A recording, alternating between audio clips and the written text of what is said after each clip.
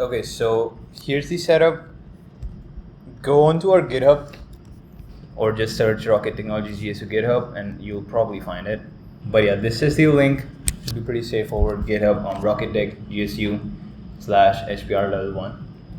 This is, by the way, then it is named as high power rocketry level 1 software, but it is really not. All of the following softwares will be built on these libraries that we are writing right now, and it can probably execute any mission of any sophistication. Shouldn't be any problem. And we are also side by side building the GNC project, which will soon be converted into C++ and implemented here. Okay, so let me give you a walkthrough of the software real quick, and then we'll set it up in our local repository. Also, do you guys know Git and GitHub? So make sure you have your GitHub account active and you're signed in, and then you come to the repositories and go to the HPR level 1 and click on the fork button. Make a fork on your personal GitHub account. Once you have the fork, go to your repositories, click on your fork. In your fork, you should drop down this code thingy and you can copy the link. And then you should be able to clone the repository. Given that you have Git set up in your terminal or in your local PC. I'm gonna create a demonstration folder.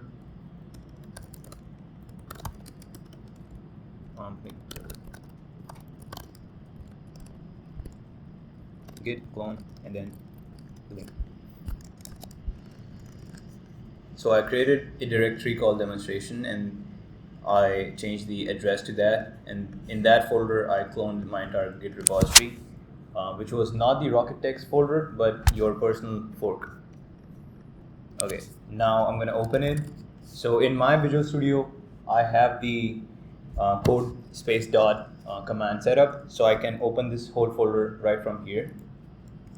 Well, actually I'll go one step in and then open it. Now the entire repository should be set up in your local machine. The entire flight software is within this folder called flight software, and there's a good README that you should read before getting started.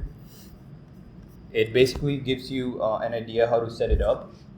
So if you, let's say, forget any step, and then this is the way to go. You can come here and see what you need to do.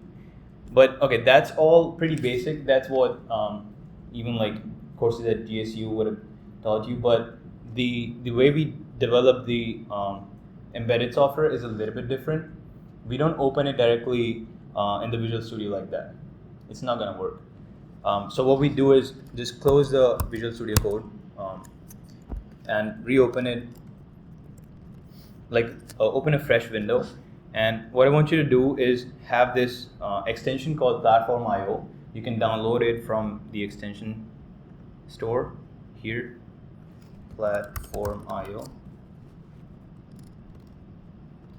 It should look like this.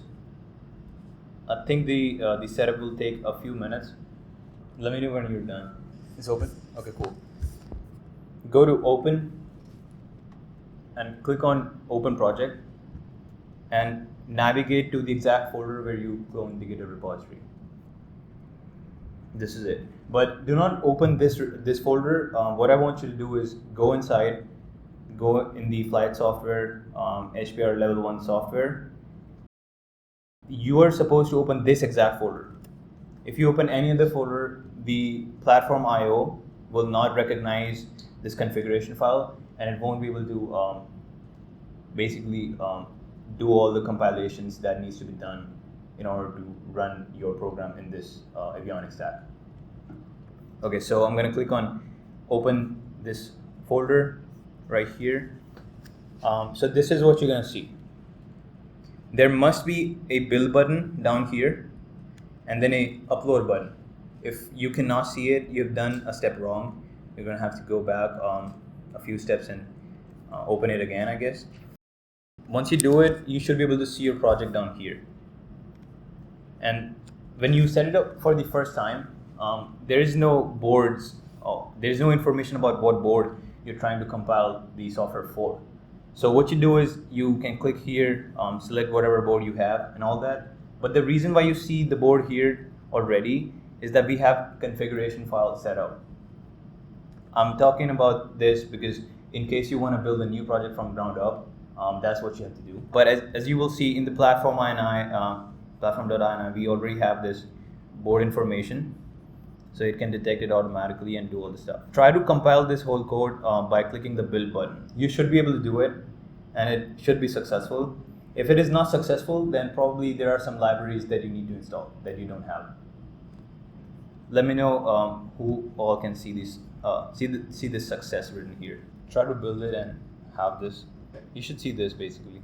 Oh, just on the terminal? Yeah. Okay. Meanwhile, so there's another button here. It's called serial monitor. If you click on that, this is what you should see. So this is live data coming from the avionics. All the sensors are communicating to the main controller board here, and which is communicating to my laptop, and it is sending the data through the USB protocol. If I will pause it, you can actually read it. So for example, the BMP 280 sensor is telling us that the current temperature of the room is 25.78 degrees Celsius, and current pressure in this room is 99,463 pascals. And then the altitude is 156 meters above the sea level. So you?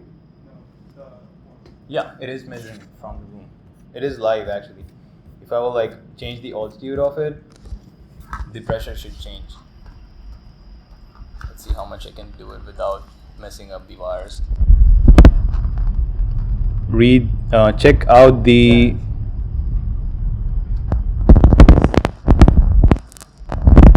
pressure. It's dropping down. It's 63, it's 62 now, 61, 60. But if I bring it here, it's increasing. 63 again.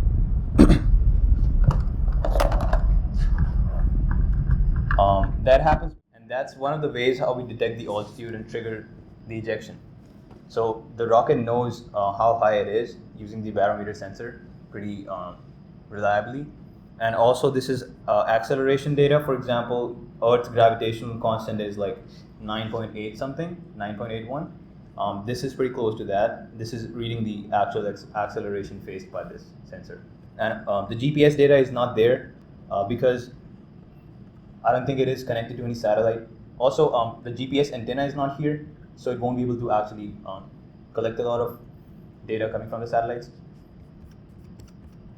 That's that. Let me know when you see the success button, and then I will walk you through the code real quick.